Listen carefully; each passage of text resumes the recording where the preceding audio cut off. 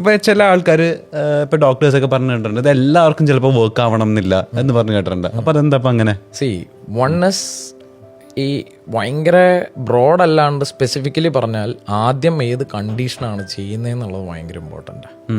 Second is അവർക്കിപ്പോൾ ഒരു osteo arthritis ആണെങ്കിൽ സ്റ്റേജ് ഭയങ്കര ഇമ്പോർട്ടൻ്റ് ആണ്. And third is the centre and the experience of the doctor. This is very important. നമ്മൾ ചെയ്യുന്നത് ഒത്തൻറ്റിക് റീജനറേറ്റീവ് മെഡിസിൻ ആണോ എന്ന് ആദ്യം അറിയണം. ഇതിൽ ഏത് ടൈപ്പാണ് ചെയ്യേണ്ടതെന്ന് അറിയണം. റീജനറേറ്റീവ് മെഡിസിൻ എന്ന് പറഞ്ഞാൽ കൂടുതൽ പേരെന്താ വിചാരിക്കുന്നത് PRP എന്നാണ്. ഇറ്റ് ഈസ് ദ ലീസ്റ്റ്, ഏറ്റവും താഴെക്കിടയിലുള്ള സ്റ്റാർട്ടിങ് ചെയ്യാൻ പറ്റുന്ന ഒരു സാധനമാണ് PRP എന്ന് പറയുന്നത്. അത് ചെയ്താൽ ചിലപ്പോൾ റിസൾട്ട് ഉണ്ടാവണം എന്നില്ല. ഇനി അതിൽ തന്നെ പറയുകയാണെങ്കിൽ എത്ര സെല്ല് നമ്മൾ ഇഞ്ചെക്ട് ചെയ്യണം, എത്ര വോളിയം ചെയ്യണം, ഇതെവിടെ ചെയ്യണം, ഇതെല്ലാം ഡിപ്പെൻഡ് ചെയ്തിട്ടിരിക്കും റിസൾട്ട്.